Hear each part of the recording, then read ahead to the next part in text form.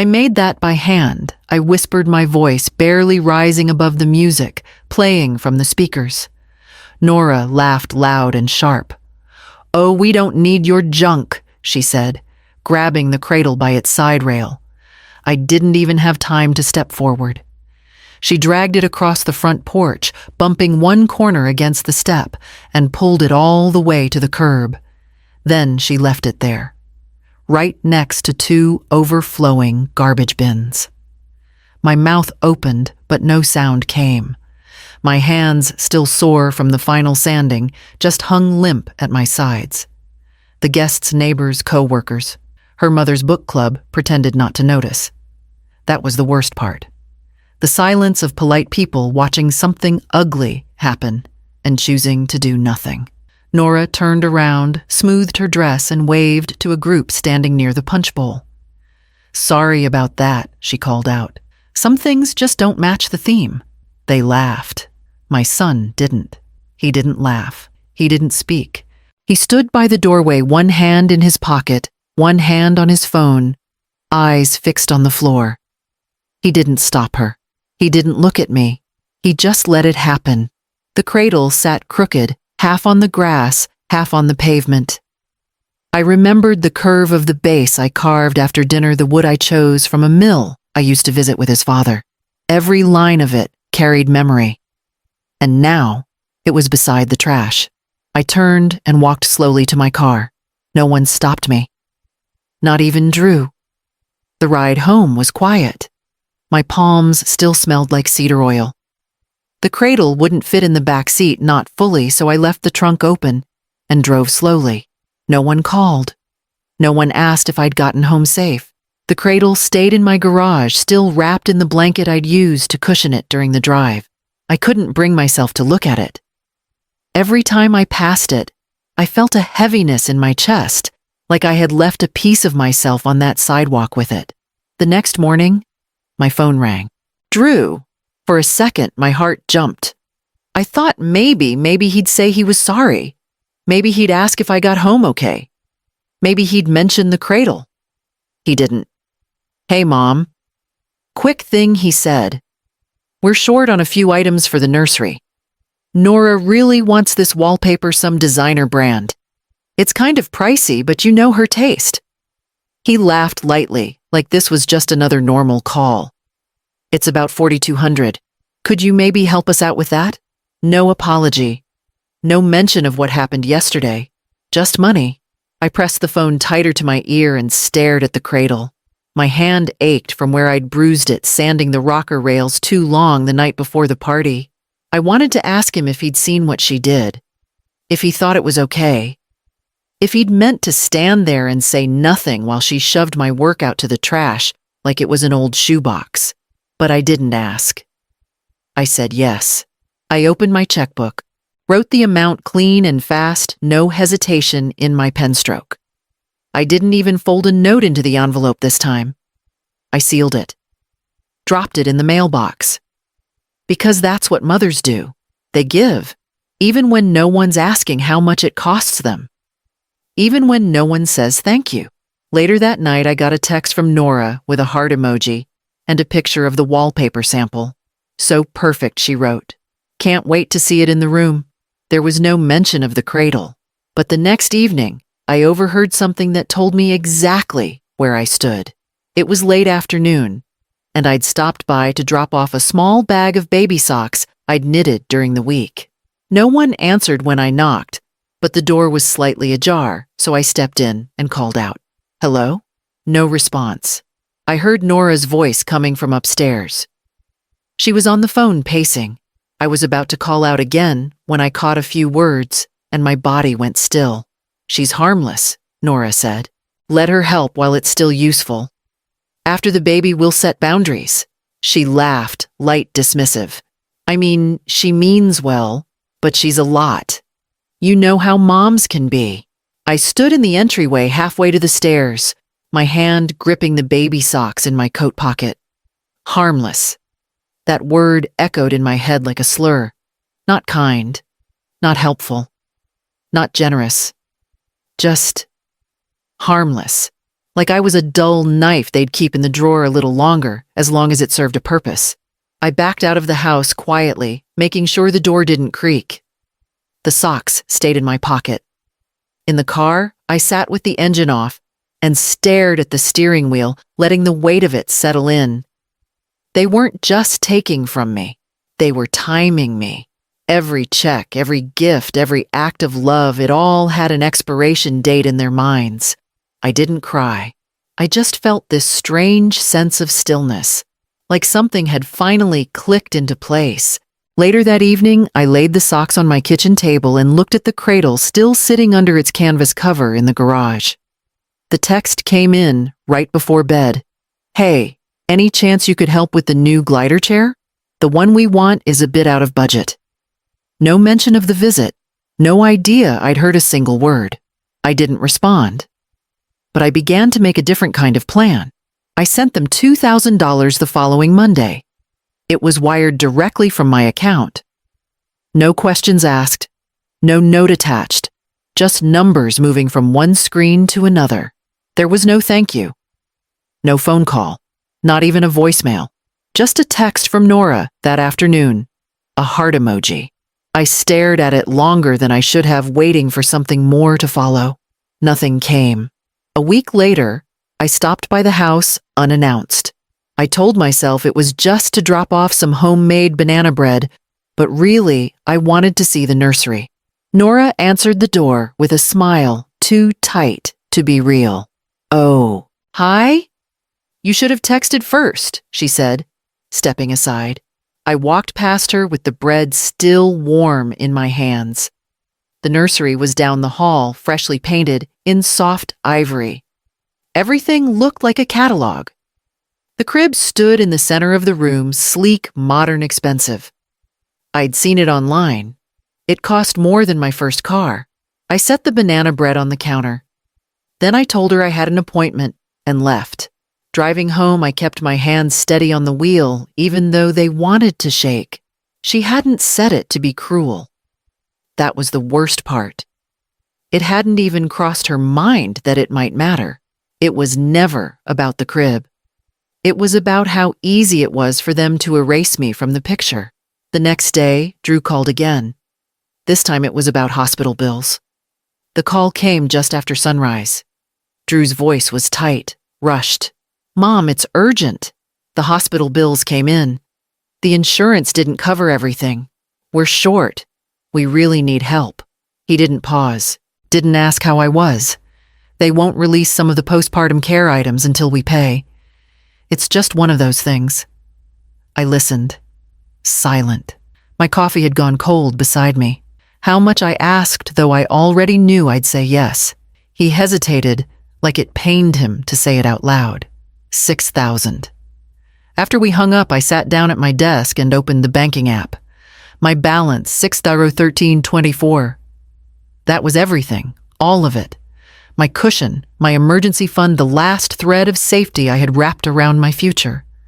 I stared at the number for a long time, waiting to feel something, anger, grief, hesitation. But all I felt was tired.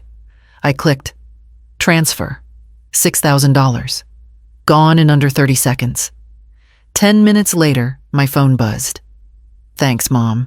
That was it. "No. We'll pay you back." "No, I know it's a lot." "No. Are you okay?" I turned off my phone and slid it under a stack of mail. Then I walked into the garage and uncovered the cradle. It still smelled faintly of cedar and lemon oil. Its curves still perfect. Its rockers still balanced. The only thing that had been wrong with it was that I'd made it. I sat beside it on a worn stool and let my fingers trace the rail. There was nothing left to give. Not money, not time, not faith. They'd taken it all piece by piece, and I had let them. But the difference now was I could feel the letting stop. That night, just before bed, I checked my email. A message from Nora had come through. The email came just past midnight. I opened it on instinct, half asleep, expecting a receipt or a forwarded baby photo. But it wasn't that. The subject line read, "Oops." Inside was a forwarded screenshot from Nora. A message she'd meant to send to her mother. After the christening, we'll finally have space again. Can't wait to reset boundaries. She's too involved. No greeting, no apology, just the screenshot and a single line beneath it. Sorry, wrong thread. I stared at it for a long time, then read it again. She's too involved. After every hospital bill, after the cradle, after the checks, the glider chair, the crib, the groceries I left at their door, after knitting booties in the middle of the night, after watching them throw everything I offered to the curb. Too involved. I didn't reply. Not that night. Not ever. Instead, I walked into my bedroom closet and pulled out the suitcase I hadn't used since before Drew's wedding. I didn't need to slam drawers or crumple clothes. There was no anger left in me, just a quiet, deliberate kind of clarity. The next morning, I withdrew the last few $100s from my account. Cash. I filled a single tote bag with my tools. When I opened the garage to load the car, the cradle caught my eye. I paused, then turned around, walked back inside, and brought it out too. Not for them. Not for the baby. For me. I strapped it carefully into the back of the car, patted it with old towels. I didn't leave a note. They wouldn't notice I was gone until they needed something. And by then, I planned to be somewhere else entirely. By sunset, I was halfway to the coast, with the cradle rocking gently in the rearview mirror, and a small voice in my head repeating the same sentence over and over. I used to be someone before all this. Before motherhood became a transaction. Once upon a time, I had a name. Not just mom, not just grandma. My name was Calla Jensen, and people used to say it with a kind of respect. I was the woman who built things by hand, with precision, with care. Back then, I ran a small studio in the back of a converted garage, made custom furniture for 3 boutiques, and had a 6-month wait list for my carved rocking chairs. Then Drew was born, and I closed the studio just for a while. A while stretched into decades.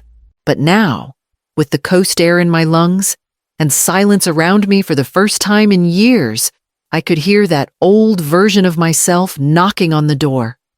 I opened the rental house garage and found the boxes I hadn't touched in ages. Inside, sketches curled with age sample pieces, hand-scraped finishes, still smelling faintly of varnish. I didn't cry.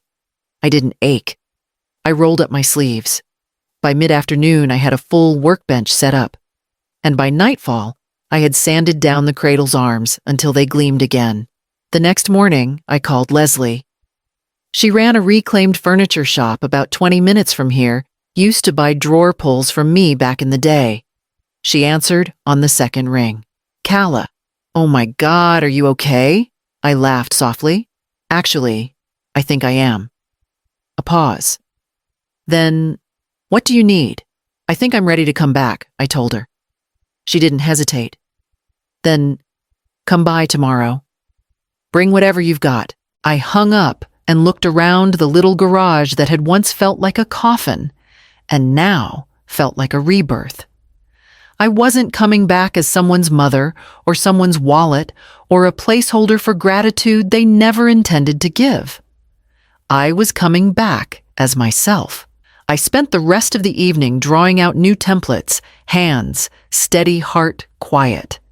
The next morning, I loaded the cradle into the truck, this time not to give it away, but to show what I'd built. 3 months passed in sawdust and sunlight. I worked with the garage door open, music playing low hands, moving with a rhythm I'd almost forgotten, but never really lost. The cradle I brought to Leslie's. She displayed it right in her front window. A week later, a woman from Portland bought it on site for double what I'd ever charged in the past. Then came a call from the regional makers fair. Leslie had sent one of my other cradles to the juried exhibit without telling me. I would have said no if she had. It won first prize. Suddenly, orders rolled in from places I hadn't heard from in years. Blogs picked up the article. A photo of me, hair pulled back, apron stained with varnish, was posted with the headline, "The Cradle Maker Returns." I didn't smile for the cameras. I didn't give interviews. I just kept working. And no one in my family had any idea. Not Drew, not Nora, not even a passing text or a "how are you doing?" It didn't bother me the way it used to.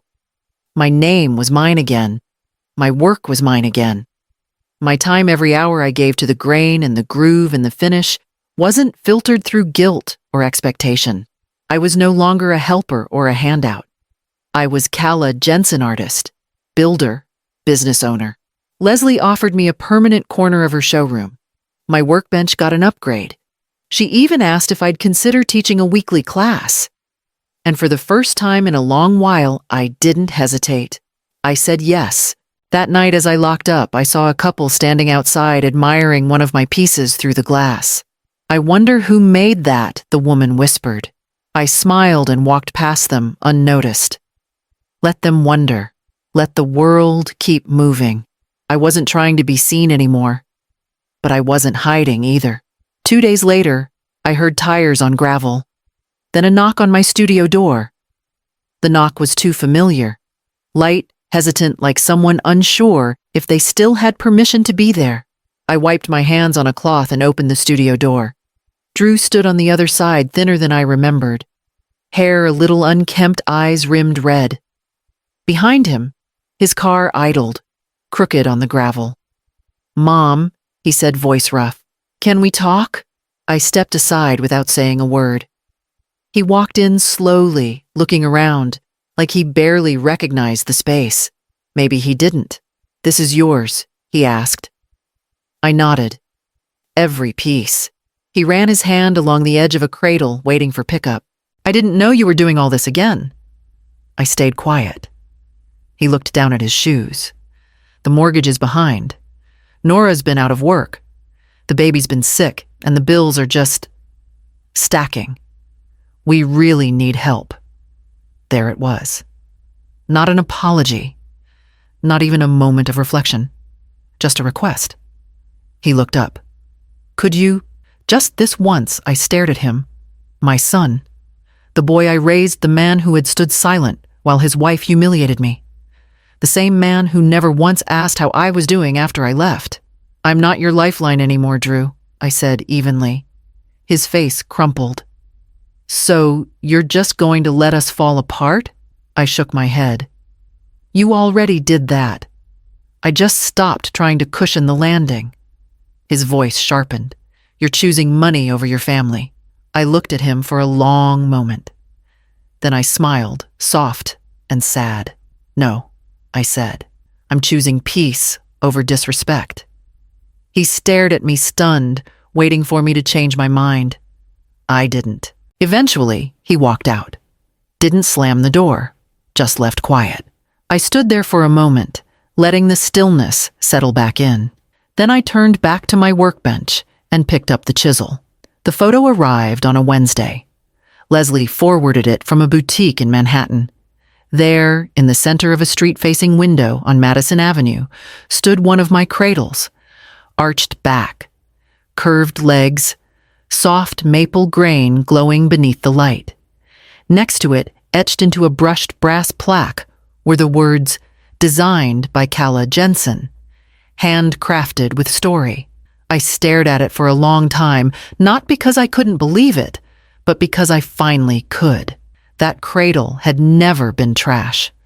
Not when they dragged it to the curb. Not when they gave it away.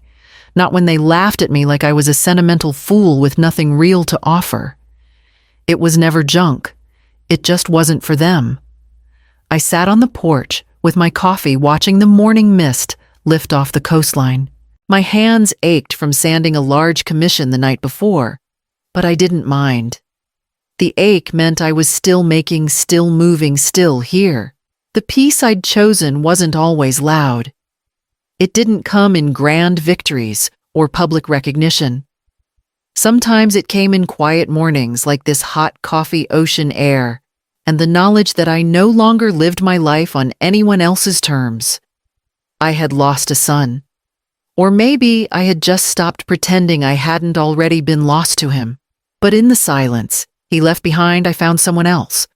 I found the woman he forgot I was. The woman I forgot I could still be. A delivery van pulled into the driveway. Another order from a customer 2 states over. The man stepped out and waved. "You Kala Jensen." I smiled. "I am." He handed me the invoice. "This one's going to a senator's wife."